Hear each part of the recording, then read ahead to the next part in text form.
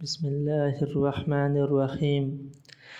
حضرت خرشہ بن خر رحمۃ اللہ علیہ کہتے ہیں کہ میں نے دیکھا کہ حضرت عمر بن خطاب رضی اللہ تعالیٰ عنہ کے پاس سے ایک نوجوان گزرا جس کی لنگی ٹخنے سے نیچے جا رہی تھی، بلکہ وہ اسے زمین پر گھسیٹتے ہوئے جا رہا تھا۔ حضرت عمر رضی اللہ تعالیٰ عنہ نے اسے بلا کر فرمایا، کیا تمہیں حیض آتا ہے؟ اس نے کہا، کیا مرد کو بھی حیض آتا ہے؟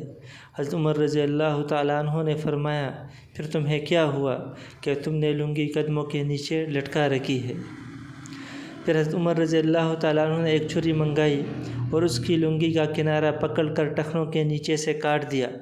حضرت خرشہ رحمۃ اللہ علیہ کہتے ہیں، اب بھی وہ منظر میرے سامنے ہیں اور مجھے اس کی ایڑیوں پر لنگی کے داغے نظر آ رہے ہیں۔